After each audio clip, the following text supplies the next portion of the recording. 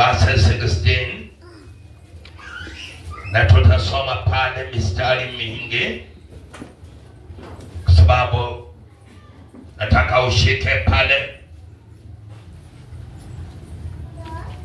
na uelewe jambo kwamba nataka kuongea juu yake.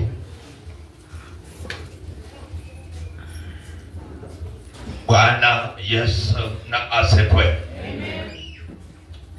Yesu ainuliwe. Amen. Matendo, Acts of the Apostles, chapter 16, verses 16 na tutaenda mpaka 34.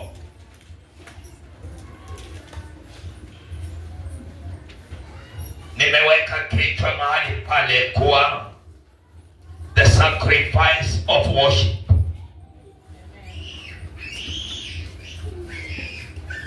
The sacrifice of worship.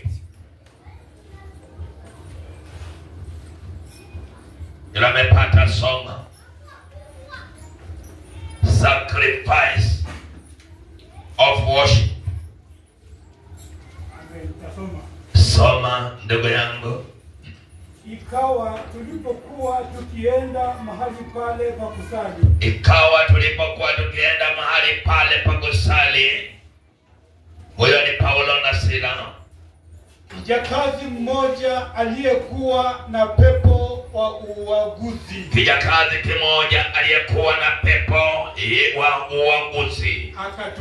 Akatukuta sisi Paulo na Sila. Aliyewapatia bwana zake faida nyingi kwa kuugua. Aliyewapatia bwana zake faida nyingi kwa kuugua. Akamfuata Paulo na sisi akipiga kelele. Kamfuata Paulo na sisi akipiga kelele akisema, watu hawa ni watumishi wa Mungu aliye juu. Watu hawa ni watumishi wa Mungu aliye juu. Wenye kuwahubiria njia ya wokovu. Wenye kuwahubiria njia ya wokovu.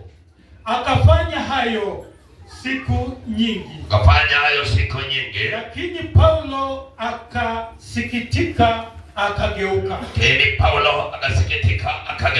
Akamwambia yule pepo. Na kuamuru kwa jina la Yesu Kristo. Mtoke huyu. Akamtoka saa ile ile. Tulia kwanza. Pepo akamtoka yule kijana ambaye ni mjakazi. Inaongea juu ya sacrifice of worship.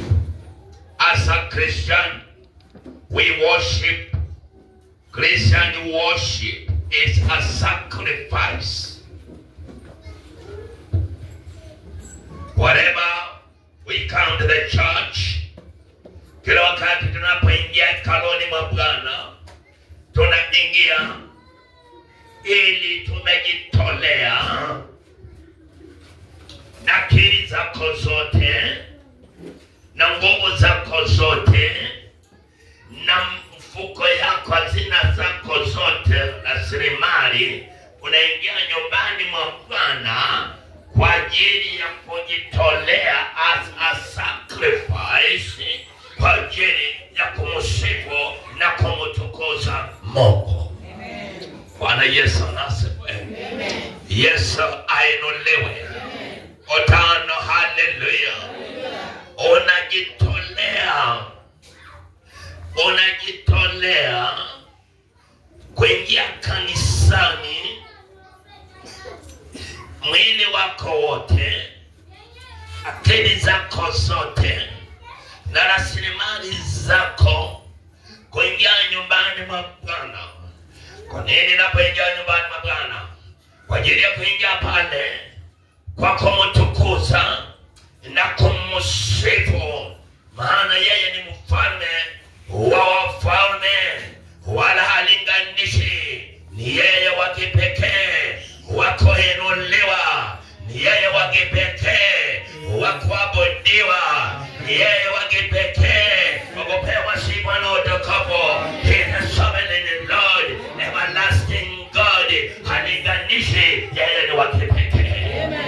Bwana Yesu asifiwe.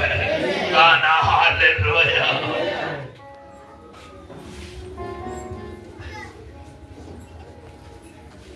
Angalia pale. Ninapoangalia hii, tunakoja katika hali ya sacrifice, katika hali ya worship, katika hali ya thanksgiving, katika hali ya tithing as a sacrifice.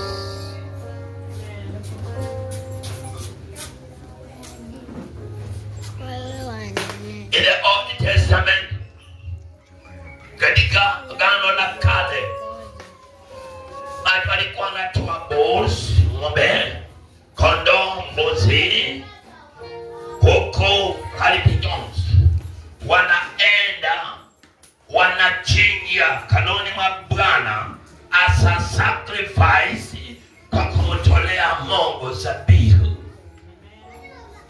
Yesu inuliwe. Bwana Yesu asifiwe.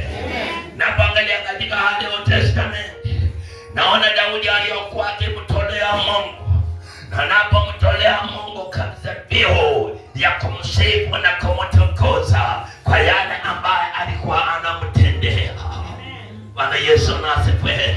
Iposa Mungu akasema hajawahi pata mtu ambaye anagusa roho yake kama Daudi, kwa sababu alikuwa anamtolea ndani ya moyo, alikuwa anamsifu, hata akiimba nguo zinararuka, anagaga ndani ya bome, kwa sababu amejitolea kama sacrifice ya kumtukuza Bwana. Bwana haleluya. Bwana haleluya. Bwana haleluya. Ninaposoma katika New Testament, inapata Kristo mwana wa Mungu ambaye tunasoma mambo yake, the gospel, kwa sababu matendo ya mitume inakuja katikati ya gospel and the epistles and the apostles. The gospels inaponga the life, the dead, the life, the birth, the life, the death, the resurrection of Jesus Christ. Matendo inakuja hapa assist, inaunganisha na the epistles, barua ya mitume, barua ya Wakristo, jinsi mnapopokea, jinsi mnapo apply in your life, daily life, mnakuwa mashahidi. Bwana Yesu asifiwe. Bwana haleluya. Bwana haleluya. Bwana haleluya. Inakuja kusema Jesus Christ, jinsi alipojitolea as a sacrifice kwa wanadamu kwa ajili ya dhambi zenu, ili atuunganishe pamoja na Baba. Yesu inuliwe. Bwana haleluya. As believers, wewe na mimi ambaye tumepatikana in union with Jesus Christ, believers, we are to offer ourselves as non-blood sacrifice to God. As believers, wewe na mimi wote waliokuwa wanatoa sacrifice ya wanyama, damu inamwagika. Kristo amekuja, ametoa kama kafara, ametoa mwili wake, amesulubishwa. Aliposulubishwa ndio ametoa uhai wake. Nawe kama mwamini ambao na amini katika hali ya maisha ya Yesu Kristo, na mwamini huyu Yesu Kristo kuwa mwokozi wa maisha yangu, the blood sacrifice, blood in union with him, Christ, believers, we offer ourselves as non-blood sacrifices to God. Because Romans 12:1 inaposema toeni miili zenu takatifu, dhabihu takatifu ya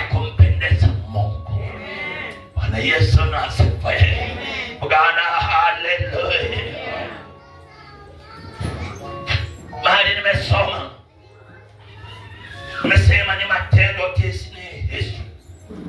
Kitabu ya Matendo kwa wasomi is falling under the historical books in the New Testament. Mwandishi ni Luka. Luka aliandika kitabu ya Gospel. Luka ameandika Matendo. Naye Matendo umesema the Gospel inaongea juu the birth, the life, the death and the resurrection of Jesus Christ. Baada ya Kristo kufa, Matendo inapatikana. Matendo inaongea namna gani? Matendo inaongea sasa the resurrection, kupaa kwa Yesu Kristo na kuzaliwa na kuanzishwa kwa kanisa lake. Yesu ainuliwe. Bwana Yesu na asifiwe.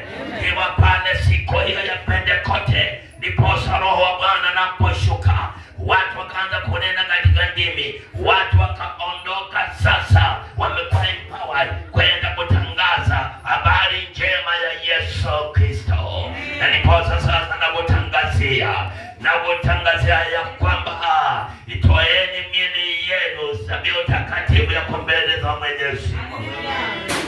Yesu ainuliwe. Bwana Yesu na asifiwe.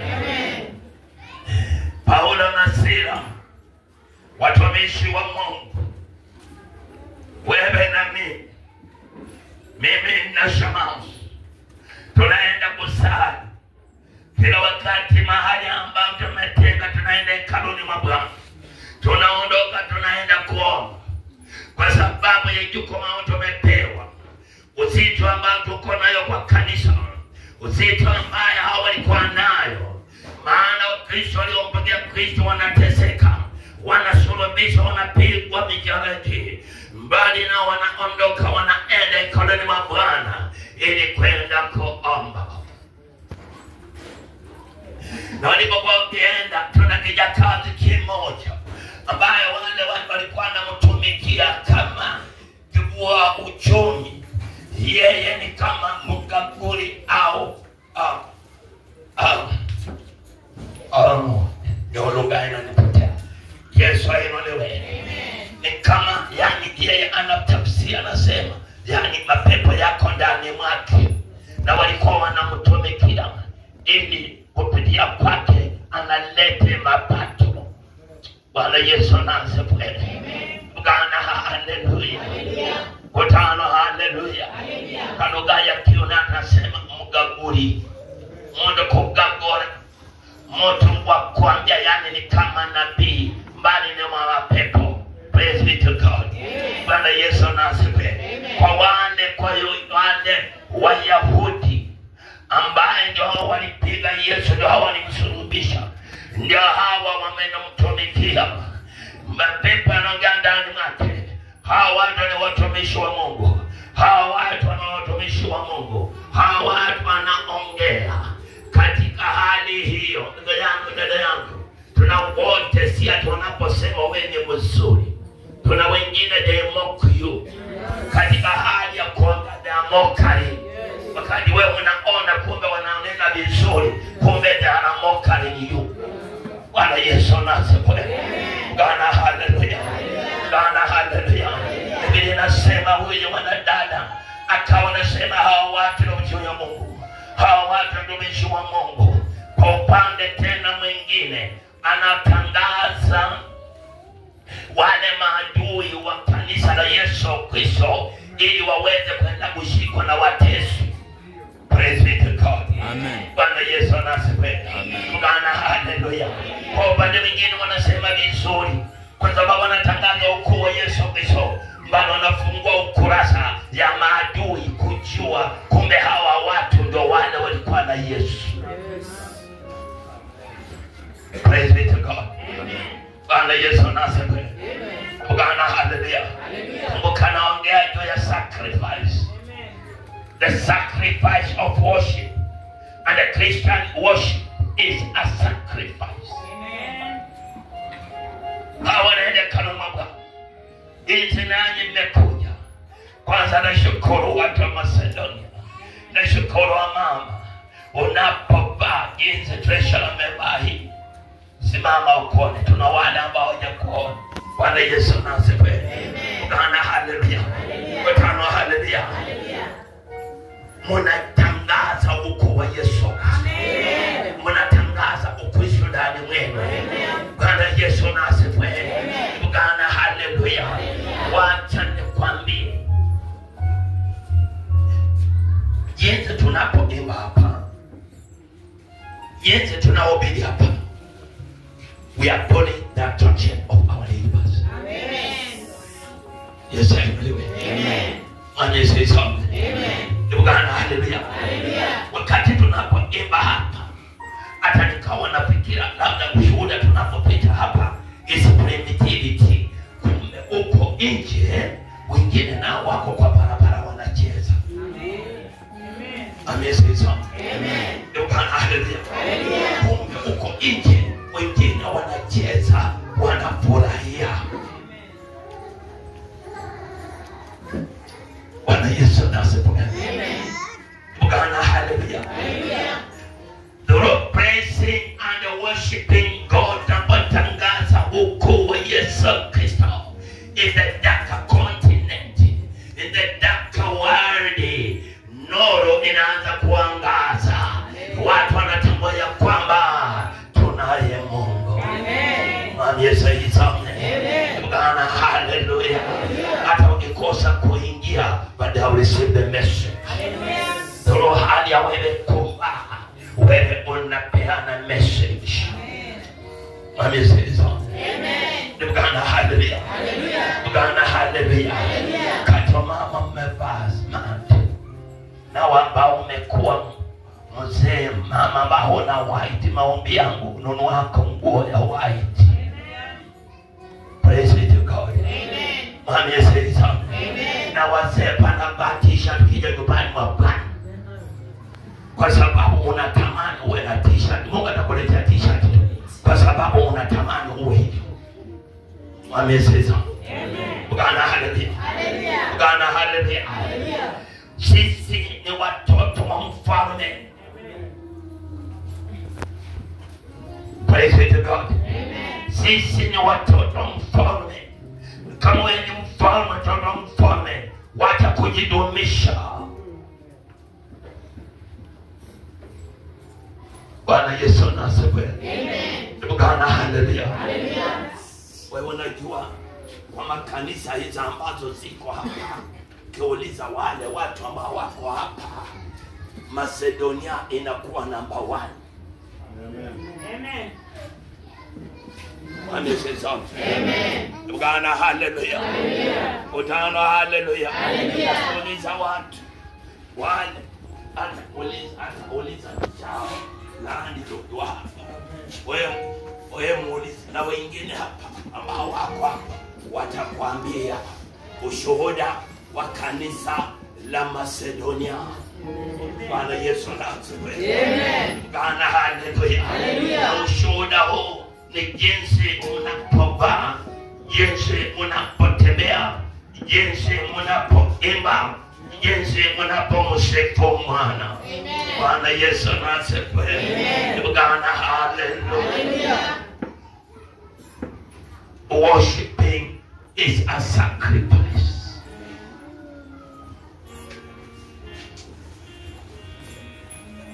Worshiping is a sacrifice. Paulo anaenda hekaluni na yule kijakazi anaanza kusema ona watumishi wa Mungu.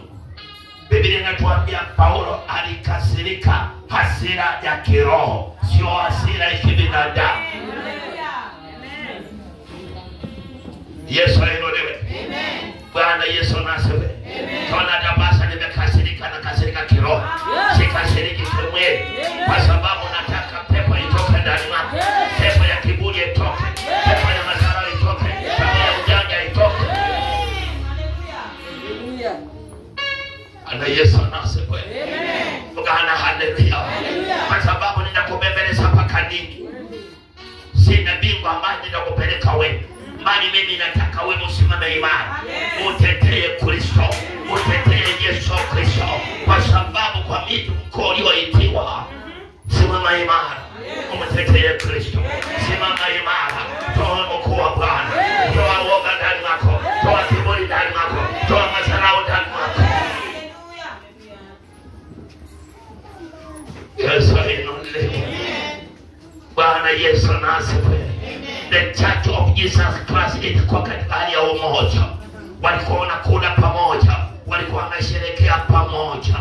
And that is the church we want.